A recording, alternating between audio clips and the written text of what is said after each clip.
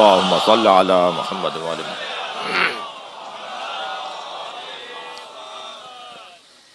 نشتر park اور اس سے پہلے جہانگیر پارک میں جن جن خطیبوں نے اور ذاکرین نے خدمت انجام دی، پاک محرم ایسوسی ایشن، اس کے علاوہ جو انجمنیں اور ادارے اس خدمت میں مصروف رہے، ان خدمت گزار مرحومین کی مغفرت، خاص طور پر علامہ طالب جوہری اس ممبر کے خطیب اور جناب اشرف عباس صاحب ممبر کا سلام، آپ سب کے مرحومین کے لیے ایک بہت مضبوط عالم دین، بہت محکم خطیب عشرہ محرم کی پہلی مجلس پڑھنے کے لیے اسلام آباد سے تلہ گنگ جا رہے تھے۔ رستے میں حادثے کی صورت میں وہ جاں بحق ہوئے۔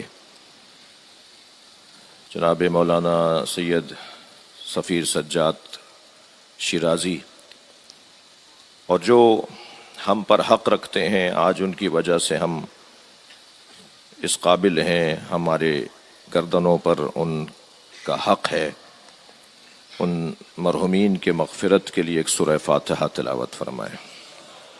بسم اللہ الرحمن الرحیم، الحمد للہ رب العالمین، الرحمن الرحیم، مالک یوم الدین، ایاک نعبد و ایاک نستعین، اہدنا الصراط المستقیم، صراط الذین انعمت علیہم غیر المغضوب علیہم ولا الضالین۔ بسم اللہ الرحمن الرحیم، قل هو اللہ احد اللہ الصمد لم یلد ولم یولد ولم یکن له کفوا احد۔ بسم اللہ الرحمن الرحیم، قل هو اللہ احد اللہ الصمد لم یلد ولم یولد ولم یکن له کفوا احد۔ صلی علی محمد وعلی محمد۔ مغفرت کے لیے صلوات پڑھیں گے۔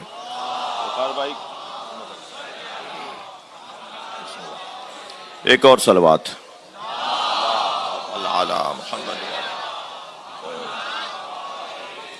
سورہ مبارکہ یونس کی 35ویں آیت میں نے آپ کے سامنے پڑھی ہے۔ پہلے آیت کا تبرکاً ترجمہ کروں گا اور پھر آج کی پہلی تمہیدی مجلس اعزاز سے کچھ عرائض، کچھ پیغامات، کچھ مطالب، کچھ نکات اپنے محترم مجمع کے سامنے رکھنا چاہوں گا۔ ارشاد حضرت احدیت ہو رہا ہے، قل هل من شرکائکم من یہدی الی الحق۔ اے میرے حبیب، ان سے کہیے کہ کیا ان کے معبودوں کو، ان کے الہوں کو، جنہیں یہ شریک اللہ قرار دیتے ہیں، ان کے پاس یہ صلاحیت ہے کہ وہ تمہیں حق کی طرف ہدایت کریں۔ قل اللہ یہدی للحق۔ اے میرے حبیب، ان کا جواب روشن ہے، آپ ان سے کہہ دیجئے کہ اللہ ہی ہے جو حق کے لیے ہدایت عطا کرتا ہے۔ افمن یہدی الی الحق احق ان یتبع ام من لا یہدی الی ان یہدی۔ کیا جو خود حق کی ہدایت کا محتاج ہے، اس کی اتباع کی جائے گی یا اس کی اتباع کی جائے گی جو حق تک پہنچ چکا ہے؟ فما لکم کیف تحکمون۔ تمہیں کیا ہو گیا ہے؟ تم کیسے فیصلے کرتے ہو؟ گویا تم ان کے پیچھے لگتے ہو کہ جو خود حق کے محتاج ہیں، جبکہ ہونا تو یہ چاہیے کہ تم ان کی اتباع کرو جو خود حق جانتے ہیں۔ یہ آیہ کریمہ ہے جس پر مجھے آپ کی خدمت میں تقریباً 10 دن حاضر رہنا ہے۔ مختلف پیغامات ہیں، مختلف بحثیں ہیں، مختلف مضامین ہیں جو اس طالب علم نے سوچی ہیں، جو بالترتیب کوشش کی جائے گی توفیق الہی حاصل ہونے کی صورت میں۔ عزیزان گرامی، آج اس سزا خانے کی پہلی مجلس ہے، پہلی محرم ہے۔ موسم ازا اپنے کمال پر ہے، ازا خانے سج چکے ہیں، علم کے پھریرے نئے ہو چکے ہیں، ذاکرین، سوسخان، نوحہ خان، ماتمی حضرات فرزند زہرا کے غم میں سیدہ کو پرسہ دینے کے لیے تیار ہو چکے ہیں، اور یہ شہر کی دوسری مجلس، اور پھر رات دیر تک اس شہر میں اور پھر پورے پاکستان اور پھر پوری دنیا میں امام حسین کے پروانے جمع ہونا شروع ہو رہے ہیں۔ ان حسین کیست کہ ہمیں عالم دیوانہ اوست، یہ آخر حسین ہیں کون کہ جن کے نام میں ایسی کشش ہے، جو جب سنتا ہے حسین تو اس کا دل مڑنے لگتا ہے، اور وہ اس شمع کے گرد پروانوں کی طرح گھومنے لگتا ہے۔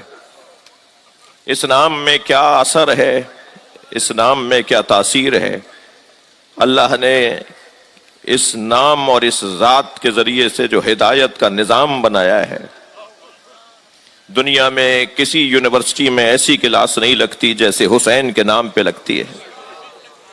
ہر آنے والا عقیدت کے ساتھ آتا ہے، احترام کے ساتھ آتا ہے، فرش عزا پر جوتیاں اتار کر بیٹھتا ہے، اپنی حیثیت کو مٹاتا ہے، اپنی میں کو ختم کرتا ہے، اپنے بارے میں یہ سوچنا چھوڑ دیتا ہے کہ وہ کون ہے۔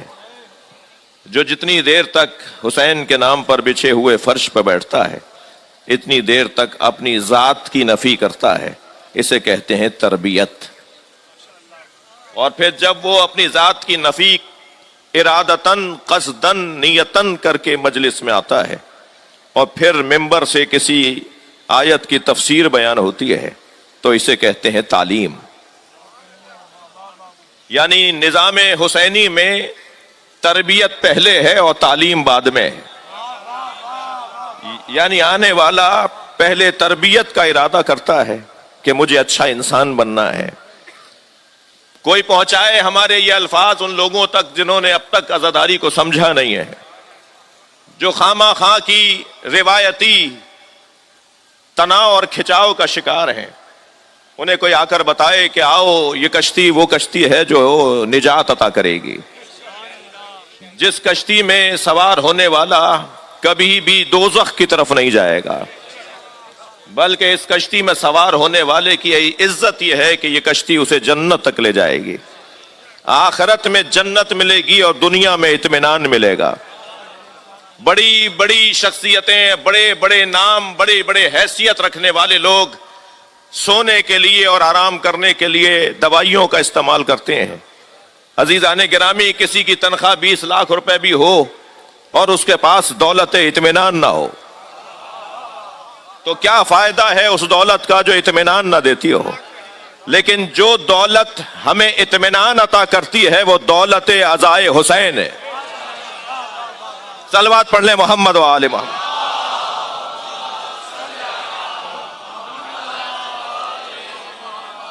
اس دولت کی قدر کرنے کی ضرورت ہے۔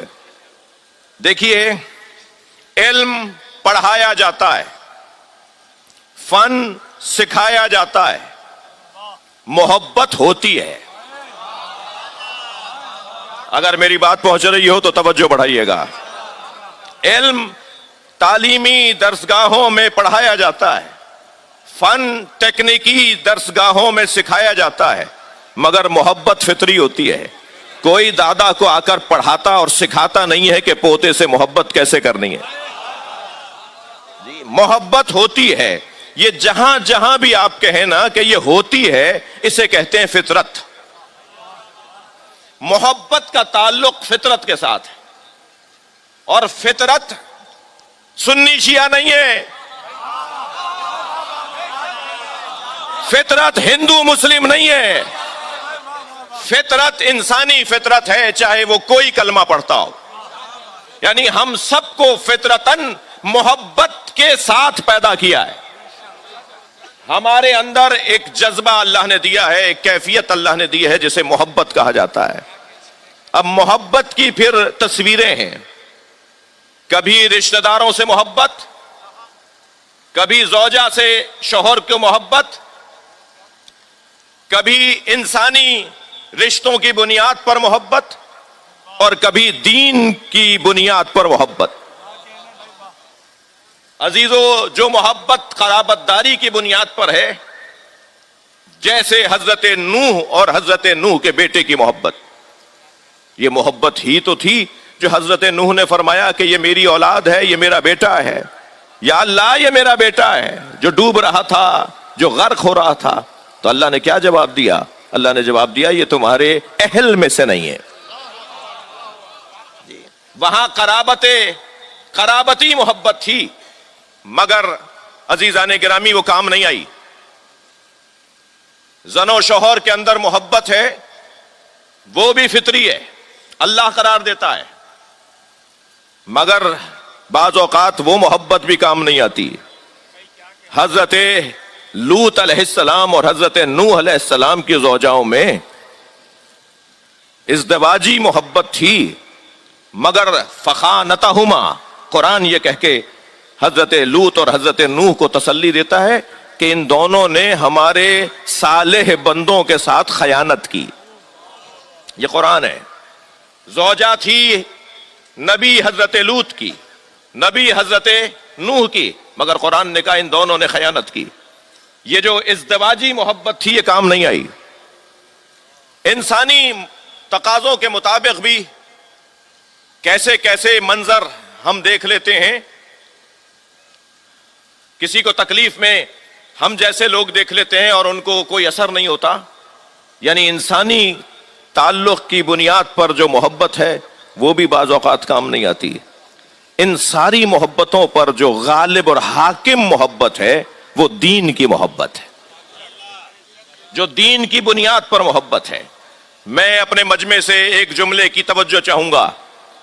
حضرت نوح لوط علیہ السلام کی زوجاؤں میں اور ان میں ازدواجی محبت تھی، مگر دین ایک نہیں تھا، اس لیے دین ایک نہ ہونے کی وجہ سے وہ محبت کام نہیں آئی۔ حضرت نوح اور ان کے بیٹے کے درمیان قرابتی محبت تھی، مگر دین ایک نہیں تھا، دین ایک نہیں تھا، لہذا قرابتی محبت کام نہیں آئی۔ عزیزان گرامی، حضرت سمیہ اور حضرت یاسر اور ابو جہل کے درمیان انسانی محبت تھی، مگر وہ کوڑے کھا رہے تھے اور وہ کوڑے کھاتا ہوا دیکھ کر ہنس رہا تھا۔ انسانی قرابت تھی مگر دین ایک نہیں تھا تو کام نہیں آیا۔ ابو طالب میں اور محمد مصطفیٰ کا دین ایک تھا، ورنہ قرابتی محبت کام نہ آتی۔ صلوات پڑھیں محمد و آل محمد۔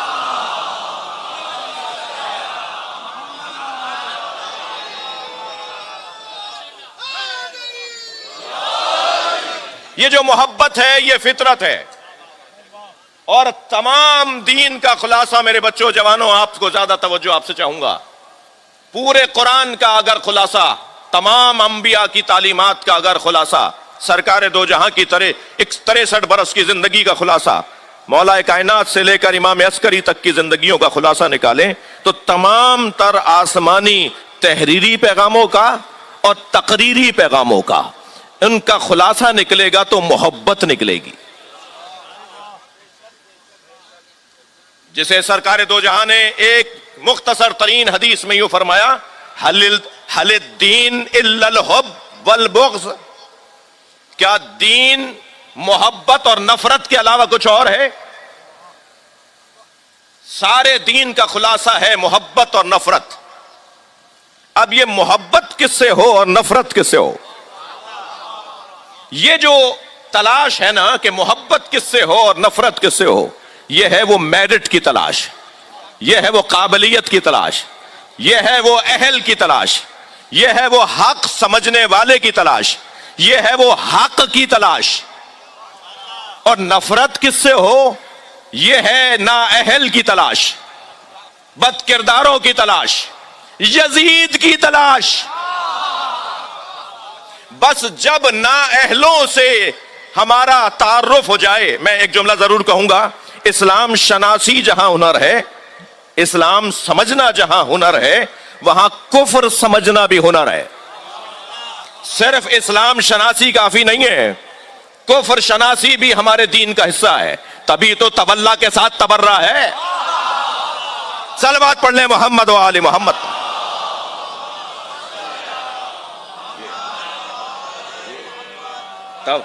تبرہ میں سب سے پہلی نفرت تو اللہ کے دشمن سے ہے نا۔ تبرہ شروع ہی وہاں سے ہوتا ہے جہاں اللہ کا دشمن سامنے آ جائے۔ سب سے پہلی نفرت اللہ کے دشمن سے ہے، سب سے پہلی نفرت اللہ کے دشمن سے، پھر رسول اللہ کے دشمن سے، پھر مولا علی کے دشمن سے، پھر اہل بیت کے دشمن سے۔ یہ تبرہ تو اسلام شناسی کے ساتھ کفر شناسی لازم ہے۔ تو اب جب اہل کی تلاش ہوگی، جب اہل کی تلاش ہوگی تو اسے محبت کہتے ہیں، اور جب نا اہل سے لا تعلقی، نا اہل کو پہچانیں گے تو لا تعلقی ہوگی، نا اہل کو جانیں گے تو لا تعلقی ہوگی۔ عزیزان گرامی، ان صفات کو سمجھیں گے تو لا تعلقی ہوگی۔ ائمہ اہل بیت نے نہ بتایا ہوتا کہ ظالموں کی صفات کیا ہیں، مثلا نا اہلوں کی صفات کیا ہیں، ائمہ نے بتایا، قرآن نے بتایا ہے۔ قرآن نے اگر مشرکوں کی کیفیتیں نہ بتائی ہوتی، قرآن نے اگر منافقوں کی حالتیں نہ بتائی ہوتی تو شاید ہم بھی کہتے کہ یہ بحث آبس ہے، اس بحث کو کرنا ہی نہیں چاہیے۔ قرآن مجید نے کافروں، مشرکوں، منافقوں، مذبذبوں، مرددوں، مرتدوں، یہ سارے الفاظ قرآن مجید کے ہیں، ان سب کی صفات کو بیان کیا ہے۔ تو قرآن چاہتا ہے کہ تم انہیں بھی پہچانو، اور قرآن چاہتا ہے تم انہیں بھی پہچانو۔ تو اب کیا کریں کہ ہمارے پاس کیونکہ کم وقت ہے تو ہماری زیادہ توجہ ہوتی ہے کہ ہم انہیں پہچانیں جن کے اندر اہلیت پائی جاتی ہے،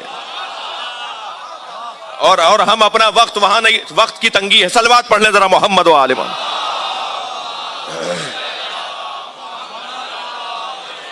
بہت بڑا مجمع ہے، ایک بلند اور بہتر صلوات ہدیہ کریں۔ اللہم صل علی محمد و آل محمد۔ اور جب اس انداز سے، تو اب یہ ہے جو محبت کا، لہذا میں نے آپ سے عرض کیا کہ ہماری ساری توجہ اس بات پر ہے کہ ہمیں اہل لوگوں کو پہچاننا ہے۔ جی میرا جملہ قصداً تکراری جملہ ہے، ہر جگہ ایک ہی آواز کہ میرٹ پہ تقرریاں ہونی چاہیے، میرٹ پہ داخلے ہونے چاہیے، میرٹ پہ پارٹی ٹکٹس ملنے چاہیے، میرٹ پہ تبادلے ہونے چاہیے، ہر جگہ ایک ہی آواز کہ میرٹ میرٹ میرٹ۔ ہم بھی تو 1400 سال سے یہی کہہ رہے ہیں کہ نبی کے بعد میرٹ پہ ماننا چاہیے۔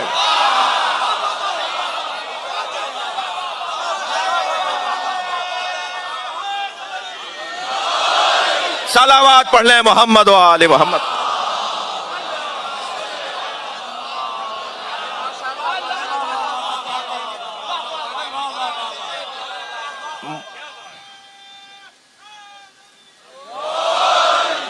یہ جو فطرت ہے نا، فطرت، اپنے مضمون پر ہوں، محبت فطری ہے۔ یہ جو فطرت ہے، یہ حالات، اساتذہ، دوستوں، ماحول اور حرام خوری، مجھے معاف کیجیے گا، یہ چند 8-10 اسباب ہیں جن کی وجہ سے فطرت پر گرد جم جاتی ہے اور فطرت سالم نہیں رہ پاتی۔ اور جب فطرت سالم نہ ہو تو حسین کیسے سمجھ میں آئے گا؟ جب فطرت سالم نہ ہو تو مولا علی کیسے سمجھ میں آئیں گے؟ جب فطرت سالم نہ ہو تو نبی کیسے سمجھ میں آئیں گے؟ پھر اللہ کیسے سمجھ میں آئے گا؟ اس لیے کہ مجھ جیسے اور آپ جیسوں کا تو رستہ یہاں سے وہاں کا ہے جی، وہ کوئی اور ہوں گے، وہ کوئی اور ہیں جن کا رستہ وہاں سے یہاں کا ہے۔ میرا اور آپ کا رستہ تو، مجھ جیسوں کا رستہ تو یہاں سے وہاں کا ہے۔ یعنی ہم پہلے تو علی کے دروازے پر جاتے ہیں، پھر ہمیں نبی سمجھ میں آتے ہیں، پھر ہمیں اللہ سمجھ میں آتا ہے۔ ہمارا رستہ تو یہ ہے۔ اور کچھ ہیں کہ جن کا رستہ وہ ہے، وہ پہلے اللہ کی بات کرتے ہیں، پھر رسول اللہ کی بات کرتے ہیں، پھر علی کی بات کرتے ہیں۔ اور یہاں سے وہاں کا جو رستہ ہے اسے ابدیت کہا جاتا ہے، اور وہاں سے یہاں کا جو رستہ ہے اسے رسالت کہا جاتا ہے۔ تو ہمارا موضوع تو وہاں سے، صلوات پڑھ لیں محمد و آل محمد۔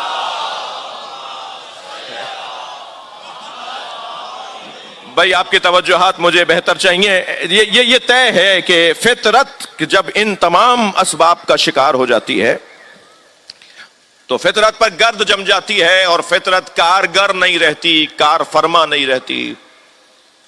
تو میرے مولا علی فرماتے ہیں نہج البلاغہ میں کہ اللہ نے انبیاء کرام کو مبعوث ہی اس لیے کیا ہے کہ فطرت پر جمی ہوئی گرد کو ہٹائیں.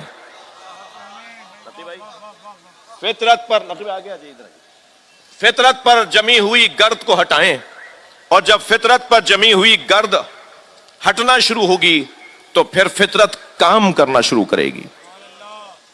فطرت سالم ہو جائے, یعنی میں اگر فطرت کا متبادل لفظ عقل نہیں ہے, یعنی عقل متبادل فطرت کے نہیں ہے, لیکن میں سمجھنے کے لیے عرض کر رہا ہوں کہ اگر عقل کام کرنا شروع ہو جائے تو پھر وہ آنکھیں کھلیں گی جو عقل پر جمی ہوئی گرد لوگوں کی آنکھیں جن کی نہیں کھلی بھی ہوتی.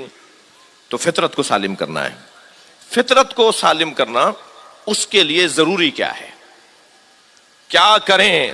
دیکھیں میری مجبوری ہے کہ میں نے ابتدائی آج کی تمہیدی مجلس میں فلسفہ ازا, ضرورت ازا, مجلس کا مقصد, ہم یہ کیا کرنے بیٹھے ہیں, ہم آج سے کیا کام کرنے شروع جا رہے ہیں, کیا کام شروع کرنے جا رہے ہیں, یہ اس پہ میں تھوڑی دیر غور کر رہا ہوں.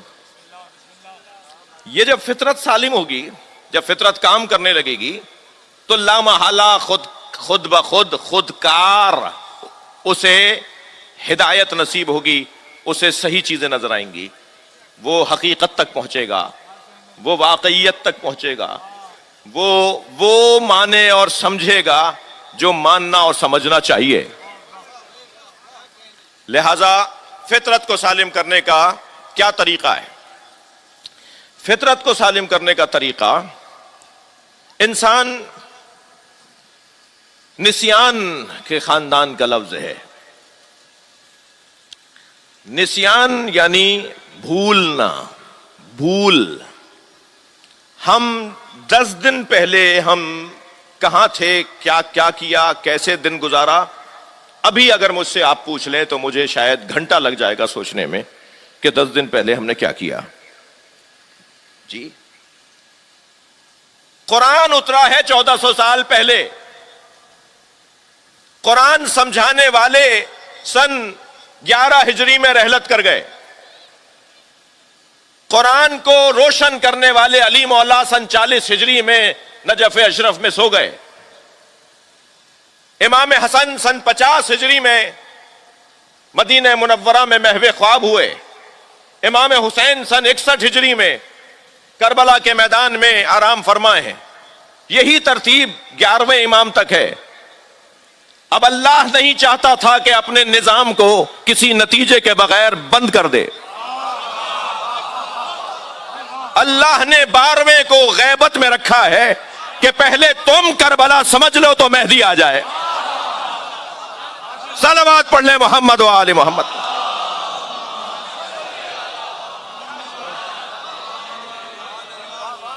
یہ جو سب کچھ ہو رہا ہے, یہ آپ جو کھچے آ رہے ہیں, آپ کے دلوں میں جو اللہ نے محبت حسین ڈالی ہے, یہ میں اور آپ جو تیار ہیں کہ اب بیٹھنا ہے اور سننا ہے اور زیادہ سے زیادہ امام حسین کی زندگی اور آپ کی قربانی پر غور کرنا ہے, یہ در حقیقت یہ نسیان سے نکالنے کا ایک واضح, روشن, مضبوط عمل ہے. کسی طرح تم بھولنے کی کیفیت سے باہر آ جاؤ.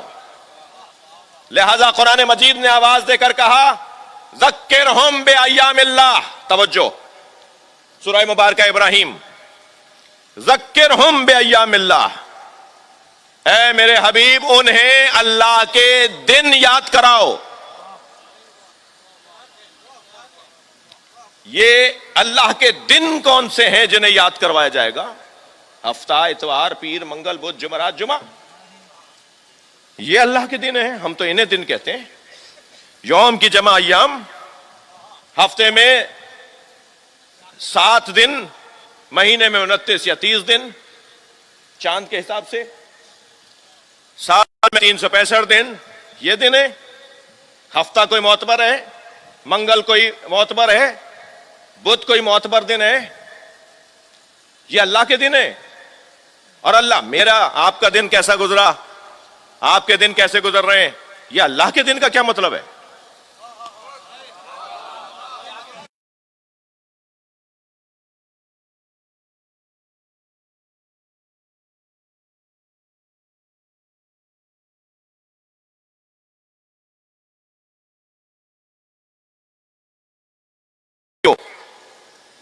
دن ہمارا اچھا گزرے، دن اچھا تمام ہو. اللہ کے دنوں میں ایک دن عاشور کا دن ہے، جس دن اللہ کی توحید چمکتی ہے، جس دن اللہ کی وحدانیت روشن ہوتی ہے، جس دن اللہ سمجھ میں آتا ہے. کتابی اور آسمانی پیغامات میں اللہ سمجھانے والے اور ہیں، مگر کردار سے اللہ سمجھانے والے نبی اور آل نبی ہیں. لہذا حکم ہے کہ اللہ کے ایام کو دہراؤ. پھر حکم یہ ہے کہ فَاذْكُرُونِي أَذْكُرْكُمْ، تم میرا ذکر کرو میں تمہارا ذکر کروں گا. ہم اللہ کا ذکر کریں گے اپنی حیثیت سے، اور اللہ جب ہمارا ذکر کرے گا تو اپنی حیثیت سے. اور ہمارا کیا ذکر ہے؟ ہم تو سب سے افضل ترین ذکر یعنی نماز میں ہی 50 جگہ دماغ لگائے ہوئے ہوتے ہیں. ہمارا ذکر کیا ذکر ہے؟ ذکر تو ان کا ہے جو خود ذکر بن گئے. اتنا ذکر کیا اللہ کا کہ خود وہ ذکر بن گئے. میرے سنی بھائی تشریف فرمائے. عبداللہ ابن عمر روایت کرتے ہیں کہ میں حج کے سفر میں حسین ابن علی کے ساتھ تھا. ان کا قافلہ کچھ آگے جا رہا تھا اور میرا قافلہ کچھ عقب میں تھا. میرے غلام، میرے خادم جب مجھے بتاتے تھے کہ اب حسین ابن علی نے قافلہ روک دیا ہے تو میں بھی روک دیتا تھا تاکہ ان کے عقب میں ہی رہوں، ان کے پیچھے چلوں. کہتے ہیں آدھی رات میرے خادم نے آ کر مجھے بتایا کہ حسین ابن علی خیمے سے نکلے ہیں، مسلح ہاتھ میں ہے اور بیابان میں جا رہے ہیں. کہتا ہے کہ میں بھی اپنے خیمے سے نکلا اور حسین کے پیچھے پیچھے میں چلا. میں نے دیکھا کہ ایک جگہ اندھیرے بیابان میں حسین ابن علی نے مسلح بچھا دیا اور نماز شب میں مصروف ہو گئے. وہ کہتے ہیں نماز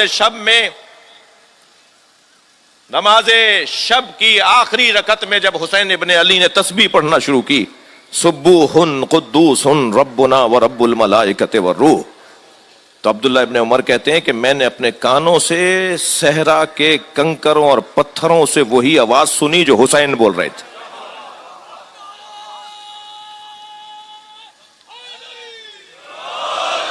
جو خود اللہ کا ذکر بن جائیں، اتنا جنہوں نے ذکر کیا ہو. حکم یہ ہے کہ تم میرا ذکر کرو میں تمہارا ذکر کروں گا. عزیزو، رصد اور طلب کا فلسفہ میرے جوانوں کے ذہنوں میں ہے. بازار میں، مارکیٹ میں اس چیز کی رصد ہوتی ہے جس چیز کی طلب ہوتی ہے. جو چیز مانگی جاتی ہے وہی چیز دکان پہ لا کے رکھی جاتی ہے. جس کے خریدار ہوتے ہیں اسی کو دکان پہ لا کے سجایا جاتا ہے کہ اس کے خریدار موجود ہیں. توجہ، اب ایک جملہ یہ ذہن میں بٹھا لیجئے. اب میرا محترم مجمع کے ساتھ ایک سوال. حضرت ابراہیم بت توڑنے گئے بت خانے میں اور چھوٹے چھوٹے بتوں کو ناقص کر کے بڑے بت کے گلے میں کلہاڑی لٹکا دی.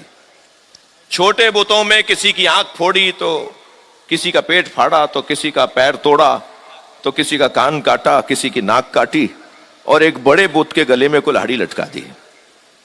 اور جب آئے تو اس کے بعد آپ نے دیکھا کہ کتنا بڑا بلوا مچا کہ حضرت ابراہیم کو آگ میں پھینکنے کی تیاریاں ہو گئیں کہ اس نے ہمارے خداؤں کی توہین کی ہے، لہذا اس کی سزا یہ ہے کہ اسے آگ میں جلا دیا جائے.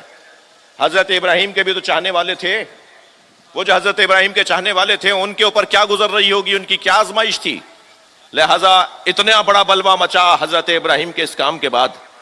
میرا سوال حضرت ابراہیم سے، اے خلیل خدا، آپ کے چچا نے تو کارخانہ لگایا ہوا ہے بت بنانے کا، آپ بت خانے کے بت توڑ کر آ گئے، آپ نے اپنے چچا کا کارخانہ بند کیوں نہیں کروایا؟ حضرت ابراہیم کے چچا آزر ان کا کارخانہ تھا بت بنانے کا، وہ بت بنا بنا کے مارکیٹ میں بیچتے تھے. تو حضرت ابراہیم نے چچا کا بت خانہ بند کیوں نہیں کروایا؟ جا کے بت کیوں توڑ دیے بت خانے کے؟ تو آواز آئے گی کہ اگر یہ کارخانہ بند کروا دیتا تو کوئی اور کارخانہ کھل جاتا. یہ مسئلے کا حل نہیں تھا کارخانہ بند کروانا. میں بت خانے میں جا کر بت توڑ کر آیا تاکہ بت سازی کے ساتھ بت پرستی کا مزاج مٹے. اگر معاشرے میں بت طلب ہی نہیں کیا جائے گا تو کارخانہ تو خود بند ہو جائے گا. اب سمجھ میں آتا ہے امام حسین برا تو یزید کو کہہ رہے تھے، اصلاح کرنے چلے ہیں امت کی. مولا آپ خود فرما رہے ہیں کہ یزید ایسا ہے، یزید ایسا ہے، یزید ایسا ہے، تو پھر آپ نے یزید کی اصلاح کیوں نہیں کی؟ آپ تو اپنے خطبے میں جو پہلا خطبہ امام حسین کا، اس میں فرماتے ہیں انما خرجت لطلب الاصلاح فی امت جدی، میں اپنے نانا رسول کی امت کی اصلاح کرنے جا رہا ہوں. مولا برا تو یزید، ایک برائی بھی نہیں بتائی آپ نے تو امت کی. امام حسین نے ایک برائی بھی امت کی نہیں بتائی. امام نے فرمایا میں امت کی اصلاح کرنے جا رہا ہوں، اور یزید کی 10 بھی برائیاں بتائیں کہ اس میں یہ برائیاں ہیں. تو آپ یزید کی اصلاح کرنے کیوں نہیں گئے؟ آپ امت کی اصلاح کرنے کیوں جا رہے ہیں؟ حسین نے وہی جواب دینا ہے جو حضرت ابراہیم کی روش ہے. اگر میں نے یزید کی اصلاح کر دی تو کل کوئی اور یزید آ جائے گا. میں امت کی اصلاح کر دوں تاکہ کسی یزید کو بیٹھنے نہ دے. صلوات پڑھیں محمد و آل محمد.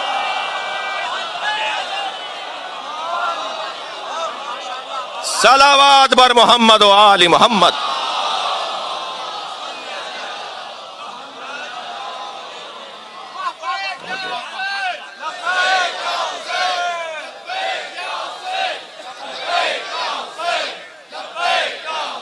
بلند تر صلوات پڑھ لیں.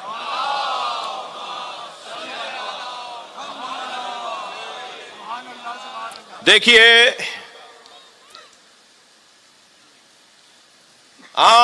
میں سنی شیعہ، کیونکہ میرا مجمع سنی شیعہ ہے، میں اپنے بھائیوں کا بڑا احساس کرتا ہوں. مجھے جذبات اور احساسات کا خیال رکھنا ہے، اور صرف مجھے نہیں رکھنا، آپ ہر فرد کو احساس رکھنا ہے. عزاداری شیعوں کی ملکیت نہیں ہے. میرا یہ تکراری جملہ ہے اور قصداً تکرار کرتا ہوں. عزاداری شیعوں کی ملکیت نہیں ہے. شیعہ امام حسین کی عزاداری کا مالک نہیں ہے، نوکر ہے. شیعہ امام حسین کی عزاداری کا نوکر ہے، اور نوکروں کو اپنی اوقات میں رہنا چاہیے، مالک کے مہمانوں کا خیال کرنا چاہیے. لہذا آج پہلی مجلس میں ذاکرین کو جو مجھ سے سینئر ہیں ان سے دعا چاہیے، اور جو مجھ سے جونیئر ہیں یا جو میرا خیال کر رہے ہیں اور کریں گے، میرے اس جملے کو پسند کریں گے، میں ان کے لیے گزارش کر رہا ہوں. کوئی ایسا جملہ، کوئی ایسی بات، کوئی ایسا بیان جو کسی کو ہم سے دور کرے. آپ کو سلیقے سے بات پہنچانی ہے، آپ کو ہنرمندی سے اپنا موقف پہنچانا ہے، آپ کو سجا کر اپنا عقیدہ سمجھانا ہے. چڑھانا، چٹکی بھرنا، نفرت پھیلانا، یہ ان مجلسوں کے ساتھ جڑتا نہیں ہے. یہاں آنے والا امام حسین کے نام پر آیا ہے، اور اگر میں خطیب اس حسین کے نئے مرید کو، اس مولا حسین کے نئے چاہنے والے کو اپنے کسی ایک جملے سے دور کر دوں گا تو میں نشتر پاک کی مجلس سے دور نہیں کر رہا، میں اسے اہل بیت سے دور کر رہا ہوں. تو سنگین جرم قرار پائے گا میری طرف سے کہ میں کسی ایک اہل بیت کے چاہنے والے کو عزاداری سے دور کر رہا ہوں. لہذا سجا کر بات ہو، اہتمام کے ساتھ بات ہو. کہیں کوئی بات پورے ملک میں، پورے ملک کے لیے بات کر رہا ہوں، پورے ملک میں کہیں کوئی بات ناگوار بات ہو تو خود سے فیصلے نہ لیں عزاداران سید الشہداء، بلکہ ذمہ داروں تک اپنی بات پہنچائیں. ذمہ داروں سے گزارش کر رہا ہوں، یہاں تشریف بھی فرما ہے اور بعد میں بھی سنیں گے، کہ وہ متعلقہ اداروں سے رابطے میں آئیں. ہمارے جو ادارے ہیں کہ جن کا جو کام ہے انہی کو سجتا ہے. ہم قانون ہاتھ میں نہیں لیں گے, ہمیں قانون ہاتھ میں نہیں لینا. جو قانون کے محافظ ہیں, قانون کے شرح کرنے والے ہیں, قانون سمجھانے والے ہیں, قانون کی حفاظت کرنے والے ہیں, ان کے حوالے کام کو کرنا ہے. ایک بات. دوسری بات,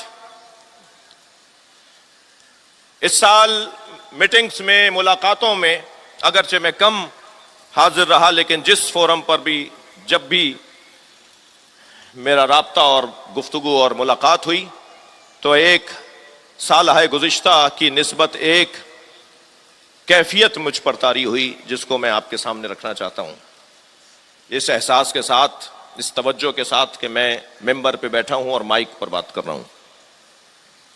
وہ یہ کہ ہمارے داخلی مسائل میں اضافہ ہوا ہے, داخلی الجھنوں میں اضافہ ہوا ہے. شرم آئی اس وقت کہ جب کسی نے ہمارے منہ پر کہا کہ ہم تو آپ لوگوں کو ایسا سمجھتے تھے, اب یہ آپ کے ہاں کیا ہو رہا ہے.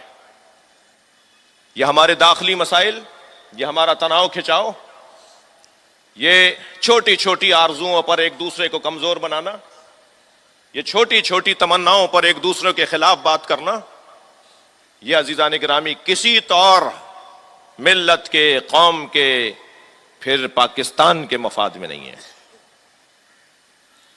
لہذا آج پہلی محرم ہے, رجوع کریں, پلٹ آئیں کربلا. حسین مولا کا گھوڑا کربلا پہنچنے والا ہے, اور کربلا تو وہی پہنچے گا جو اپنی ذات سے ہاتھ اٹھائے گا, جو اپنی انانیت سے ہاتھ اٹھائے گا, اور مقصد صرف اور صرف ایک,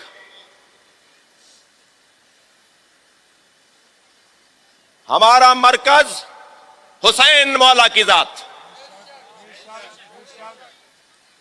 مولا حسین ہمارا مرکز ہے. مرکزی بات وہیں ہوگی جہاں حسین کی بات ہوگی, اب کہیں بھی ہو. لہذا انتہائی احتیاط کے ساتھ خطبہ و ذاکرین سے بھی گزارش ہے, نوحہ خانوں سے بھی گزارش ہے کہ قیامت نہیں آ گئی اگر کسی شاعر نے آپ کو 12 شعر لکھ کر دیے ہیں اور ایک شعر اس کا ایسا ہے جس سے کوئی اختلاف ہو سکتا ہے, کوئی جھگڑا ہو سکتا ہے, تو قیامت نہیں آ گئی کہ آپ 12 کے 12 شعر پڑھیں گے. آپ ایک شعر چھوڑ دیجئے. انہوں نے نہیں معلوم کہ کس موقع پر اور کس ماحول کے اندر لکھا تھا, وہ صحیح عقیدہ بھی ہوگا مگر یہاں کے لیے ٹھیک نہیں ہے. جہاں آپ پڑھنے جا رہے ہیں وہاں کے لیے وہ شعر مناسب نہیں ہے. لہذا وہ شعر چھوڑ دیجئے, کوئی گناہ نہیں ملے گا آپ کو, بلکہ شاید ثواب ملے گا.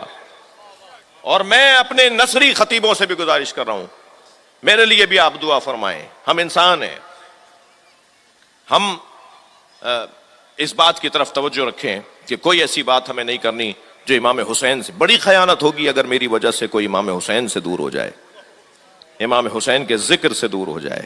اگر امام حسین کے ذکر سے وہ دور ہو گیا تو میں نے خیانت کی ہے, اور اللہ ہمیں خیانت کرنے والوں سے محفوظ رکھے.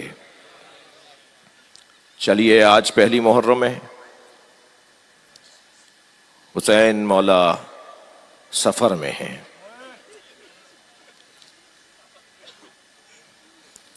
کل 2 محرم کو کربلا پہنچیں گے. ہم کربلا پہلے سے پہنچ جائیں تاکہ کربلا سے خار چنیں, کنکر اٹھائیں, پتھر بینیں, کہیں کوئی خار سکینہ کے پیر میں نہ لگ جائے. اجرکم اللہ. کہیں کوئی پتھر جناب زینب کے پیر کو اذیت نہ پہنچائے. چلیں, ہم پہلے سے کربلا چلیں اور امام حسین کا استقبال کریں. عزادارو, وطن چھوڑنا بہت سے لوگوں نے چھوڑا ہوگا, بہت سے لوگوں نے چھوڑا ہوگا, مگر جیسا حسین نے چھوڑا, جس اہتمام کے ساتھ, اجرکم اللہ, آپ کی آوازیں بلند ہو رہی ہیں, جس اہتمام کے ساتھ امام حسین نے چھوڑا ہے, اس کا بیان بہت مشکل ہے۔ ولید نے دربار میں امام حسین سے سوال بیعت کیا۔ جب دربار میں حضرت تشریف فرما ہوئے تو حضرت نے تمام جوانان بنی ہاشم کو باہر روک کر فرمایا، میرا ان سے مذاکرہ ہے، تم سب باہر رکو گے، میں تنہا جاؤں گا۔ اور سیڑھی چڑھتے ہوئے مڑ کر دیکھا اور حضرت عباس سے فرمایا کہ اگر میری آواز بلند ہو جائے تو تم آ جانا، اجرکم اللہ۔ اور جب دربار میں ولید نے امام حسین سے سوال بیعت کیا اور امام نے انکار کیا تو مروان نے آواز دے کر کہا کہ سوال بیعت پر اگر انکار ہے تو حسین کا سر ابھی کاٹ لو۔ امام نے مڑ کر دیکھا اور فرمایا اتقتلنی انت ہم ہوا یبن زرقا، اے بد کردار ماں کی اولاد، تو مجھے مارے گا یا تو مجھے مارے گا؟ بس امام کی آواز بلند ہونی تھی کہ دروازہ کھلا۔ وہ دروازہ کیا کھلا کہ سامنے دیکھا کہ عباس علمدار تلوار تانے آ رہے ہیں۔ مولا آپ کو کسی نے اذیت پہنچائی؟ وہاں سے امام حسین جب لوٹے ہیں تو سب سے پہلے جناب زینب کے گھر گئے ہیں۔ فرمایا زینب اب مدینہ رہنے کے قابل نہیں رہا۔ اجرکم اللہ، اجرکم اللہ۔ آپ کی آوازیں جب بلند ہوتی ہیں نا تو مجلس کے اندر نور بڑھنے لگتا ہے، روحانیت بڑھنے لگتی ہے۔ جو رو رہے ہیں، جن کی آوازیں بلند ہیں، جن کی آنکھوں میں آنسو ہیں، اللہ انہیں کوئی غم نہ دے سوائے غم اہل بیت کے، ہمیں رونے رلانے والوں میں قرار دے۔ اجرکم اللہ۔ زینب اب مدینہ رہنے کے قابل نہیں ہے۔ عبداللہ ابن فتح نامی ایک راوی ہے، وہ یہ کہتا ہے کہ جب دوسرا دن نمودار ہوا تو سارے مدینے کو اور اطراف کے دیہات کو یہ علم تھا، آگاہی تھی کہ حسین آج مدینہ چھوڑ رہے ہیں۔ تو کہتا ہے کہ میں مدینے کے اطراف کے ایک دیہات کا رہنے والا، میں نے اپنا گھوڑا تیار کیا اور مدینہ پہنچا کہ میں جا کے تو دیکھوں کہ حسین کیسے جا رہے ہیں، حسین کہاں جا رہے ہیں۔ وہ کہتا ہے کہ میں جب اس کوچے میں پہنچا، جو رستہ حسین کے گھر کا رستہ تھا، تو میں نے کیا دیکھا کہ محملیں سجائی جا رہی ہیں، اماریاں باندھی جا رہی ہیں، گھوڑوں کی زینے اور لگامیں کسی جا رہی ہیں، اور حسین ابن علی اپنے گھر کے باہر ایک کرسی پر بیٹھے ہیں، اور تقریباً 32 جوانوں کا حلقہ ہے جو حسین کے گرد ہے، اور ہر جوان اتنا مستعد نظر آ رہا ہے کہ اگر کوئی حسین کی طرف ٹیڑھی نگاہوں سے دیکھے تو شاید وہ دیکھنے سے پہلے آنکھ نکال دیں۔ شان کے ساتھ حسین کا احترام اور حسین کی حفاظت ہے، اور حسین کرسی پر بیٹھے ہوئے انتظامات کو دیکھ رہے ہیں۔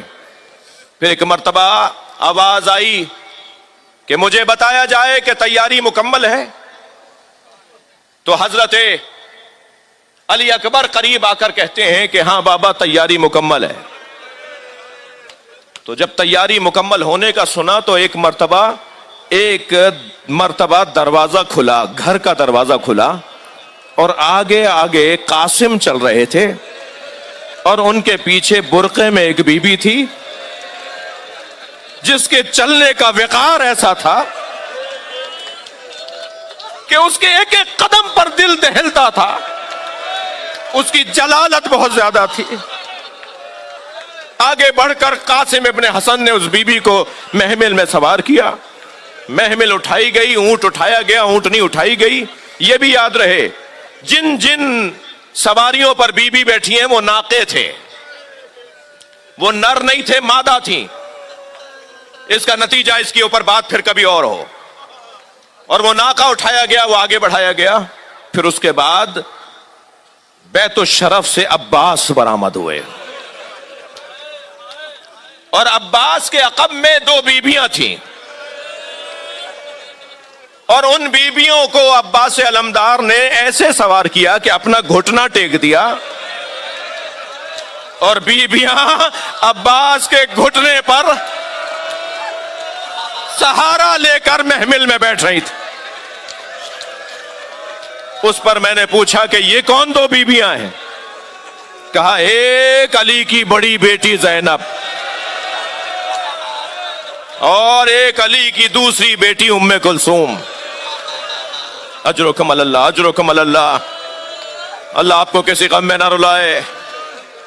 کہتے ہیں کہ بی بی کو محمل میں بٹھایا گیا اور وہ محمل جب اٹھائی گئی تو قافلہ اب تیار تھا، ساری بیویاں بیٹھ چکی تھیں۔ ایک مرتبہ آواز دی حسین ابن علی نے، میرا راہوار کہاں ہے؟ تو حضرت کا ایک غلام ذوالجناح کو قریب لے کر آیا۔ حضرت ذوالجناح پر جیسے بیٹھے تو ایسے ہی برابر، جیسے بلا تشبیہ جیسے فوجی حضرات کے پیروں کی اور بیٹھنے کی ایک آواز آتی ہے، ایسے ہی سارے بنی ہاشم کے جوان ایک پر ایک، ایک کے بعد ایک مرتبہ بیٹھنا شروع ہو گئے، مگر عباس نہیں بیٹھے۔ قافلہ تیار ہے، عباس ابھی گھوڑے پہ نہیں بیٹھے۔ مولا حسین کے گھوڑے کے قریب آ کے کہتے ہیں، مولا قافلہ بڑھایا جائے؟ فرمایا ہاں عباس، قافلہ جاری کیا جائے، قافلہ رواں کیا جائے۔ تب عباس علمدار گھوڑے پر بیٹھے، کہتا ہے 2 قدم گھوڑا حسین کا چلا تھا کہ ایک مرتبہ زینب کبریٰ کے محمل سے پردہ ہٹا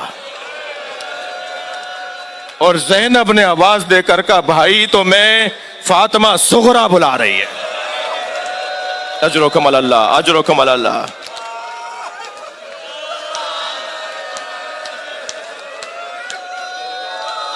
جب امام حسین گھوڑے سے اتر گئے، حسین گھوڑے سے اتر گئے مولا حسین اور بیت الشرف میں اندر گئے تو کیا دیکھا کہ سامنے مولا حسین کی دختر فاطمہ،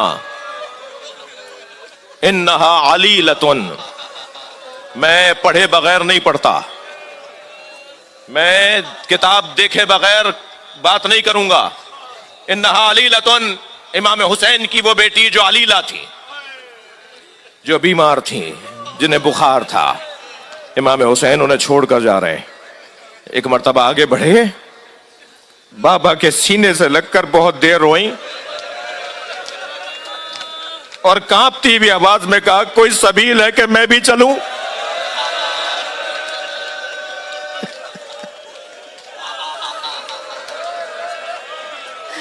بابا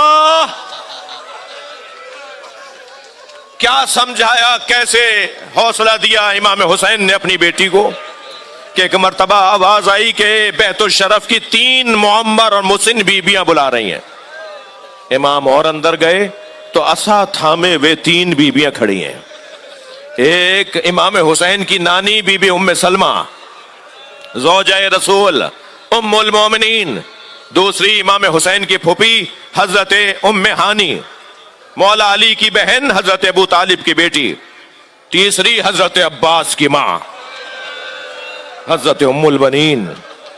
آگے بڑھ کر سب سے پہلے نانی کو سلام کیا، نانی آپ سے تو رخصت لے لی تھی۔ فرمایا حسین تمہارے نانا نے مجھے اب ایک مرتبہ اپنی ابا میں سے شیشی نکالی، تمہارے نانا نے مجھے یہ شیشی دی تھی جس میں خاک ہے اور مجھ سے کہا تھا اے ام سلمہ جب یہ خاک خون میں بدل جائے تو سمجھنا میرا حسین مارا گیا۔ اے حسین مجھے احساس ہو رہا ہے کہ یہ وہی سفر ہے جس میں جانے کے بعد تم واپس نہیں آؤ گے۔ تو فرمایا ہاں نانی یہ وہی سفر ہے، اب میں واپس مدینے نہیں آؤں گا۔ تو سنیں گے زدارو، عصا تھامے ہوئے 2 قدم آگے آئیں اور آہستہ سے فرمایا پھر زینب کو چھوڑ جاؤ۔ اجرکم اللہ، اجرکم اللہ، پھر زینب کو چھوڑ جاؤ۔ فرمایا نانی زینب کے ذریعے میرا پیغام پہنچے گا۔ حضرت ام ایمن کی طرف دیکھا، پھوپھی اماں آپ نے مجھے بلایا؟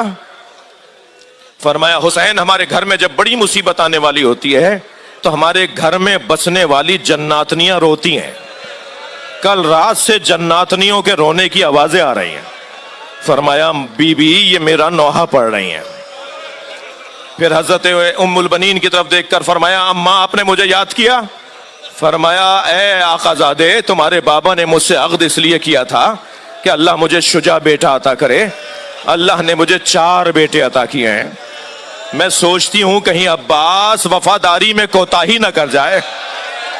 اجرکم اللہ. عقب میں کھڑے تھے حضرت عباس. مولا حسین نے آواز دے کر بلایا عباس قریب آؤ, اپنی ماں کو وفاداری کا یقین دلاؤ.